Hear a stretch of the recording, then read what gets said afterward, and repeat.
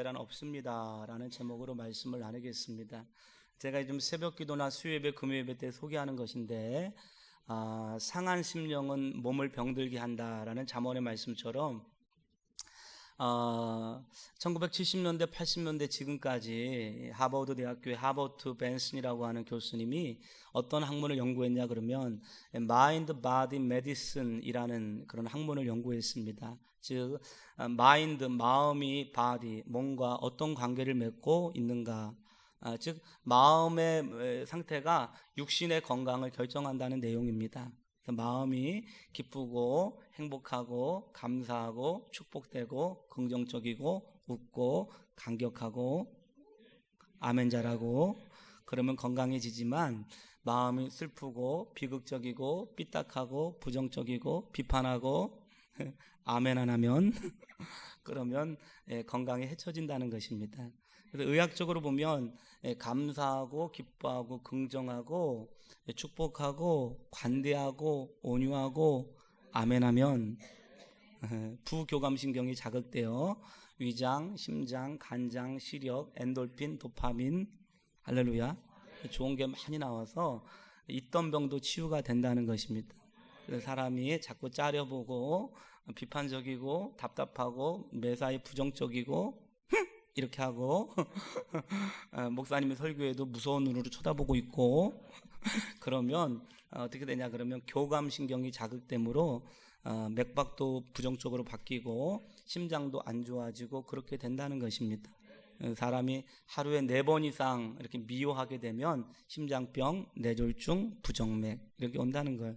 그러니까 여러분 심장기관이 잘 안 좋으신 분들은 나 좀 화를 많이 내나 이렇게 좀 생각해 보셔야 되고, 간이 안 좋으신 분들은 내가 근심 걱정이 많은가 생각해 보셔야 됩니다. 할렐루야. 그래서 감사하면요, 감사할 때 막 엔돌핀이 나오고 도파민이 나오는데 건강해진대요. 예, 감사보다 1000배 위력이 있는 게 뭐냐 그러면 감격이래요. 감격. 그러니까 고맙습니다, 감사합니다, 이것도 여러분 건강에 좋은데 막 감격하는 거예요. 막 부인이 밥을 해갖고 아침밥이네. 할렐루야. 2월달을 맞이하면서 아직도 2월이야? 그럼 안 되고, 제가 등산을 갔더니 겨울은 추워서 싫어. 그래서 제가 그랬죠.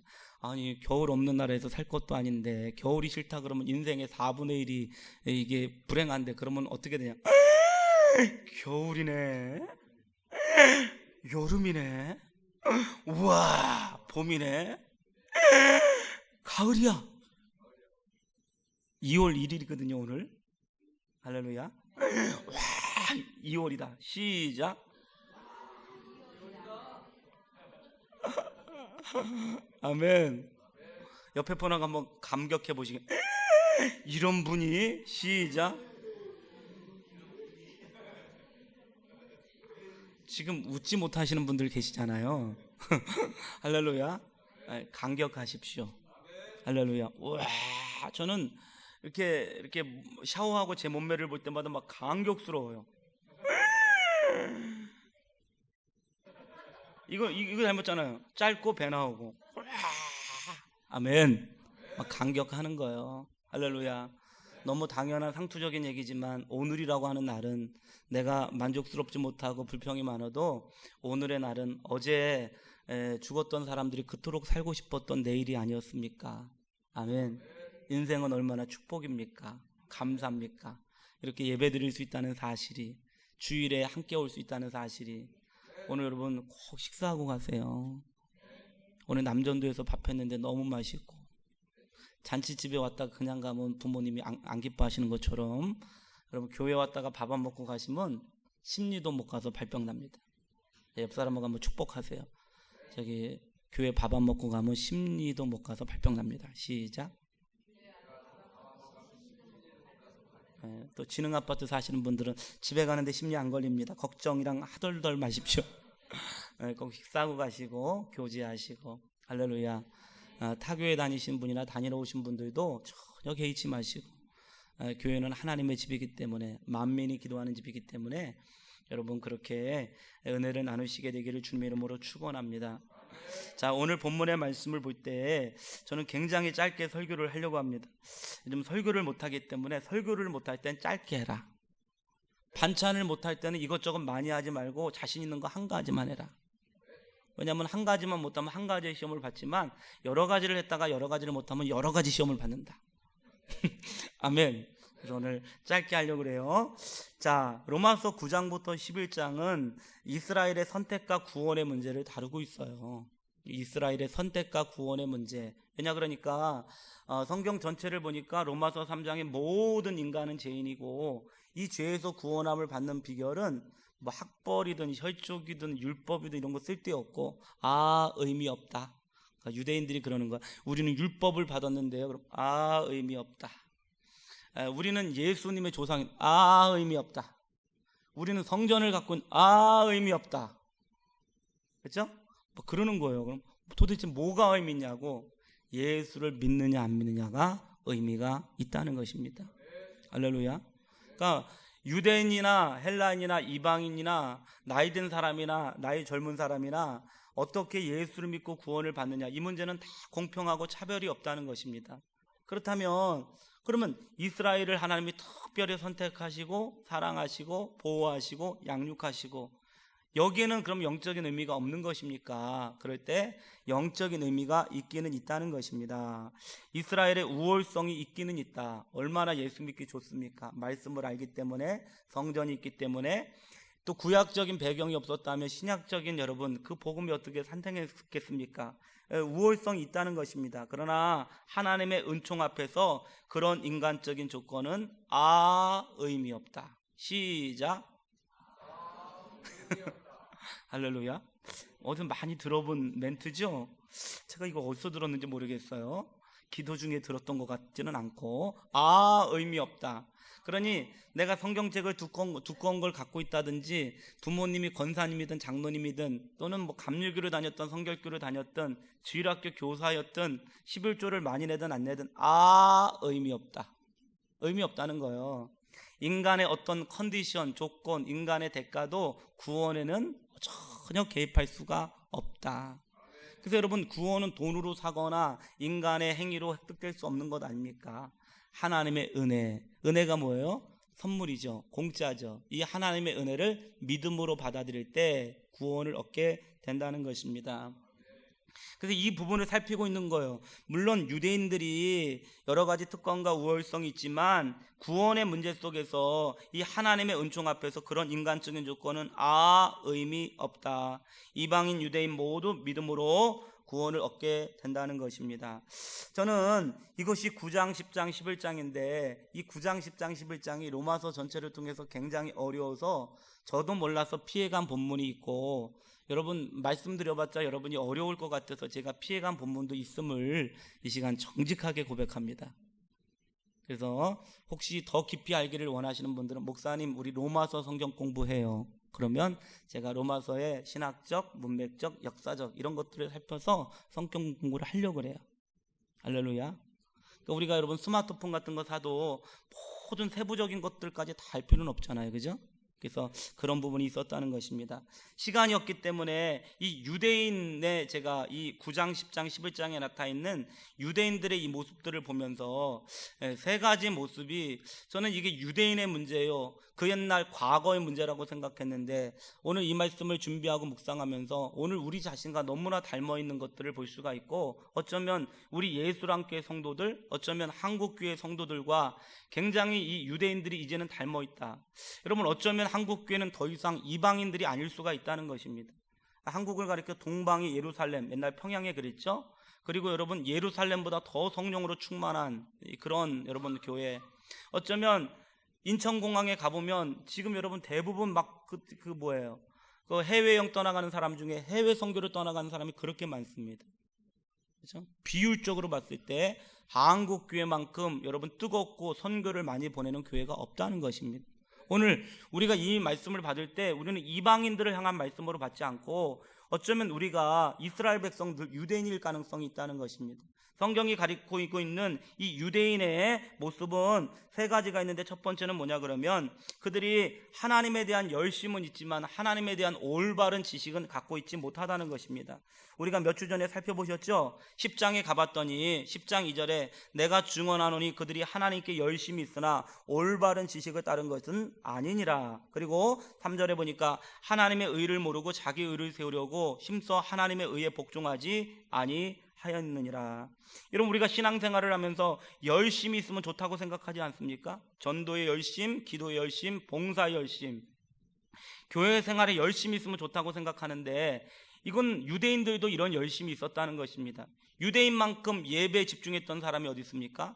유대인만큼 하나님의 뜻대로 살려고 했던 사람이 어디 있습니까? 유대인만큼 율법적으로 온전하려고 했던 사람이 어디 있었습니까? 그러나 그들의 열심 뭐냐 그러면 올바른 지식 때문에 있는 열심은 아니었다는 거예요. 즉 그들에게 진리가 올바르지 않았다는 거예요. 그들은 자기 자신들의 열심을 통해서 자기 자신의 신앙을 증명하고 자기 자신의 열심을 통해서 하나님의 은혜에 도달하려고 했으며 자기 자신을 드러내려고 했던 이 모습이 있을 수가 있었다는 것입니다. 그들은 인간이 의롭게 되어지는 것은 하나님의 은혜를 믿는 믿음으로 말미암아 의롭게 되어짐에도 불구하고 자기의 행동이라든가 자기의 어떤 경험이랄지 이런 것들을 통해서 의로워지려고 했던 것들이 있게 되었다는 것입니다. 저는 오늘 이 본문의 말씀을 읽으면서 이런 생각을 해봤어요. 나는 구원에 대한 올바른 지식이 있는가? 요즘 인터넷이나 이런 데 들어보면 여러 목사님들 나름대로 설교하고 큐티하고 여러분 여러 가지 얘기를 하는데, 저는 이런 내용들을 들을 때마다 이게 틀린 내용들이 굉장히 많이 있어요. 여러분, CTS, CBS 가운데도 어떤 여자 사역자가 하나 나오는데, 이분은 이단으로 정죄된 분인데 CTS, CBS 이런 데서 이게 점검하지 못하고 나올 때가 있다는 것입니다. 무분별한 복음이 있다는 것입니다. 예수 믿는다고 천국 가는 건 아닙니다. 주여 주여 하는 자마다 천국에 들어가는 것이 아니라 아버지의 뜻대로 행하는 자에 들어갑니다. 목사님, 이 메시지를 들으면 목사님의 메시지가 틀리지 않습니까? 믿음으로 말미암아 천국에 들어간다는데, 성경에 보니까 주여 주여 하는 자마다 천국에 들어가는 것이 아니고 아버지의 뜻대로 행하는 자라만 들어가는 것인데, 저는 그렇다면 믿음으로 천국에 들어갈 수 있습니까? 아버지의 뜻에 순종하지 못하니까 천국에 들어갈 수 없습니까? 이게 진리가 혼돈한 시대라는 거예요. 근데 이 마태복음에 나와 있는 이 주여 주여 하는 자마들은 거짓 선지자들을 배경으로 하고 있다는 거예요. 여러분, 설교가들이 정상적인 신학대학교와 신학대학원과 이런 것들이 필요한 이유는 뭐냐 그러면 역사적, 문맥적, 원어적 이 해석이 가능하지 않으면 자기 나름대로 본문을 해석할 가능성이 있다는 거예요. 저는 1:1 제자 양육을 하면서 오랜 시간 동안 신앙생활을 한 분들이 계속 얘기해요. 믿음으로 말미암아 구원을 받았죠? 이 얘기를 했을 때 또 딴 얘기를 합니다. 그건 그런데 제가 똑바로 못 살아서, 이런 얘기를 합니다. 그럼 제가 가슴이 막 터져요. 저는 제 자신에게 물어봤어요. 나는 하나님 앞에 올바른 지식을 갖고 있는가? 예스. 하나님의 의를 소유하고 있는가? 나의 의가 아닌 하나님의 의라는 거예요. 내 행동으로 말미암아 지불되어진 의가 아니라 예수께서 십자가 위에서 다 지불하신 그 예수의 십자가의 희생을 받아들이는 의. 그래서 나의 의가 아닌 하나님의 의라 그러잖아요. 할렐루야. 저는 오늘 여러분에게 질문할 때 여러분들은 과연 올바른 지식을 갖고 있는가? 그리고 나의 의가 아닌 하나님의 의를 우리가 받아들이고 있는가? 저는 지속적으로 이 로마서를 계속 설교하고 있는 것입니다. 설교하고 반복하고 있습니다. 셀레베 때 이 로마서의 말씀을 통해서 올바른 지식을 여러분이 정립하기를 바라고, 그리고 나의 의가 아닌 하나님의 의를 말하기를 원한다는 것. 여러분에게 1:1 제자 양육들을 계속 권하는 것도 뭐냐 그러면 여러분들에게 한 사람 한 사람 확인해 봐야 된다는 것입니다. 할렐루야. 여러분, 올바른 지식과 또 하나님의 의를 소유할 수 있게 되시기를 주님의 이름으로 축원합니다. 그래서 구원은 어떻게 받는 것인가 그럴 때 구원은 이 복음을 듣는 것입니다. 이 복음을 그리고 믿는 것입니다. 복음을 듣고 믿으면 구원을 얻게 된다는 것입니다.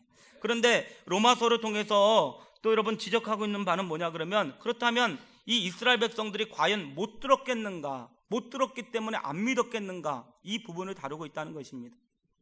들으면 구원을 얻는데 이스라엘 백성들이 못 들었기 때문에 안 믿었을까? 그렇지 않을 수 있다는 것입니다. 하나님 말씀을 들었지만 하나님 말씀을 믿지 않을 수가 있다는 것입니다.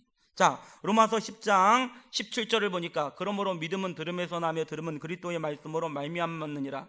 그러나 내가 말하노니 그들이 듣지 아니하였느냐? 그렇지 아니하니. 그들이 듣지 아니하였느냐? 그들이 이게 하나님 말씀을 듣지 않았느냐는 거예요. 들었다는 거예요. 들었다. 그 소리가 온 땅에 퍼졌고 그 말씀이 땅끝까지 이르렀도다 하였느니라. 그러나 내가 말하노니 이스라엘이 알지 못하였느냐? 먼저 모세가 이르되 내가 백성 아닌 자로서 너희를 시기하게 하며 미련한 백성으로서 너희를 노엽게 하리라 하였고, 이스라엘 백성들이 이 하나님 말씀을 이사야를 통해서 수많은 선지자를 통해서 말씀을 전했지만 이 이스라엘 백성들이 그 말씀을 듣지 않았다는 것입니다. 그렇기 때문에 이제 이방인들을 택하게 되었다는 그 요지의 말씀이라는 것입니다. 이스라엘 백성들은 하나님 말씀을 들었다고 믿는 것은 아니라는 것입니다. 할렐루야. 오늘 어쩌면 여러분 우리가 살고 있는 이 시대는 기독교 2000년의 역사 가운데 가장 복음이 풍성하고 진리가 많고 성령의 충만한 역사가 있습니다. 과거에 유명했던 목사님들 있지만 지금 저처럼 완벽한 주석과 원어와 이 자료를 갖고 있는 목사들이 없는 거예요. 할렐루야. 어쩌면 이 시대는 과거의 어느 때보다 진리가 충만하고 은혜가 충만한 시대라는 거예요. 그러나 우리의 주변들을 보면 듣지 못했기 때문에 살아가고 있지 않는 것이 아니라 들었지만 말씀대로 믿음대로 살아가고 있지 못한 성도들의 삶을 볼 수가 있다는 것입니다. 유대인이 그랬던 것처럼 유대인의 문제는 진리를 몰랐기 때문에 진리대로 살지 못했던 것이 아니고 진리를 알았지만 강팍하고 교만하고 불순종 때문에 하나님의 뜻대로 살지 못하게 되었다는 것입니다. 이런 예화가 있습니다. 어떤 목사님이 굉장히 오래된 교회에 새로 부임하게 되었습니다. 오래된 교회의 특징들은 뭐냐 그러면 설교를 하면 뭐 다 아는 얘기야, 또 그 소리야, 또 뭐 그 말씀이야. 아니 누군가 얘기처럼 성경이 여러분 8만 대장 정도 아니고 이게 뭐 마태복음부터 시작해가지고 이게 한계가 있는 것입니다. 다 아는 내용이에요. 근데 이 목사님이 처음 그 교회 부임해서 어떤 본문을 가지고 설교를 했어요. 성도들이 아멘 아멘 그랬어요. 근데 이제 두 번째 주에 이번 주에는 무슨 설교를 하려나 그리고 기다려봤더니 지난주 본문을 가지고 또 설교하는 거예요. 성도들이 약간 웅성웅성 지난주에 했었는데 똑같아요. 내용도 원고를 똑같이 읽는 거예요. 설교 준비를 못했나?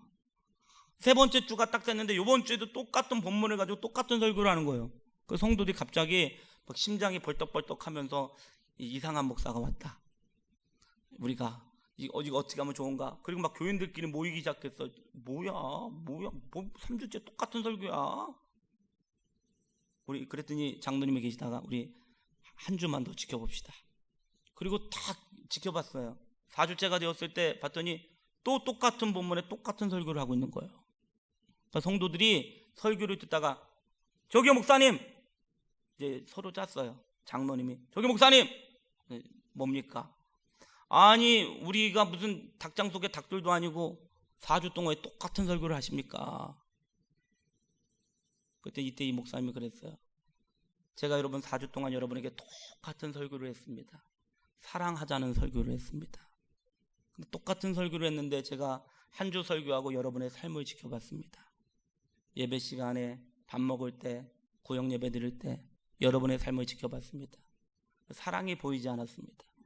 그래서 두 번째 주에 똑같은 설교를 했습니다. 그런데 이번에도 똑같았습니다. 여전히 똑같은 표정에 똑같은 말투에 똑같은 기도 시간에 똑같은 삶이었습니다. 3주째 또 했습니다. 그랬더니 여러분이 여전히 똑같이 살았습니다. 저는 목사로서 여러분에게 새로운 진리를 증거하는 것도 제 의무이겠지만 여러분이 기본적인 말씀에 순종하게 하는 것도 저의 의무라고 믿습니다. 할렐루야. 여러분 우리가 가끔씩 착각하는 게 있습니다. 오늘 이스라엘 백성들의 문제는 뭐냐 그러면 진리를 몰랐던 게 아니에요. 말씀을 몰랐던 게 아닙니다. 그들은 진리를 알았어요. 진리를 이해했어요. 문제는 그 진리를 듣거나 진리대로 살지 않았다는 것입니다. 아멘. 물론 여러분 저는 4주 연속 계속 똑같은 설교를 하겠다고 이런 얘기를 드리는 건 아니에요. 그러나 여러분이 주어진 말씀 한 구절 한 구절을 볼 때마다 그 말씀을 가슴판에 새기고 한 주간을 살아갈 때 1대1 때 자꾸 물어보는 이유는 여러분의 지식과 정보를 자랑하는 게 아니고 내가 수많은 설교 중에 한마디를 들었다. 근데 그 한마디 설교를 내가 과연 일주일 동안 어떻게 살았는가? 일주일에 한 가지씩만 변해도 1년이면 52가지가 바뀌고, 예수랑 교회 다니는 성도들이 조금씩만 바뀌어도 지능 아파트가 달라지고 쌍용 아파트가 달라지고 대우 아파트가 달라지지 않겠습니까? 아멘. 이 은혜가 있게 되시기를 주님의 이름으로 축원합니다. 마지막 세 번째는 뭐냐 그러면, 그렇다면 이스라엘 백성들은 어떤 거예요? 올바른 지식을 갖고 있지 못하고 이들에게는 하나님의 의보다 자기 자신의 의를 세웠고 이들은 말씀을 들었지만 순종하지 못했다. 그러면 이들의 운명이 여기서 끝인가? 그렇지 않다는 것입니다. 자, 11장에 보니까 11장 1절에 그러므로 내가 말하노니 하나님이 자기 백성을 버리셨느냐? 그럴 수 없느니라. 나도 이스라엘인이요 아브라함의 씨에서 난 자여 베냐민 지파라. 2절에 보니까 하나님이 그 미리 하신 자기 백성을 버리지 아니하셨나니 너희가 성경이 엘리야를 가리켜 말한 것을 알지 못하느냐? 그가 이스라엘을 하나님께 고발하되 3절 주여 그들이 주의 선지자들을 죽였으며 주의 제단들을 헐어버렸고 나만 남았는데 내 목숨도 찾나이다 하니 그에게 하신 대답이 무엇이냐? 내가 나를 위하여 바알에게 무릎을 꿇지 아니한 사람 7,000명을 남겨두었다 하셨으니 그런즉 이와 같이 지금도 은혜로 택하심을 따라 남은 자가 있느니라. 다 버려지지 않았다는 것입니다. 그 옛날 구약에 여러분 엘리야를 기억하시지 않습니까? 엘리야 시대 때는 북이스라엘 시대 때인데 종교가 있었는데 하나님을 안 믿은 건 아닙니다. 그들이 혼합 종교를 믿고 있었습니다. 혼합 종교란 주일날 이제 교회 올 때 성전에 갈 때는 여호와 하나님 믿었어요. 농사 짓고 세상 살아갈 때는 바알 신을 믿었어요. 그러니까 신이 2개, 3개 있는 것입니다. 그러니까 믿고 싶을 때 믿는 거예요. 그렇죠?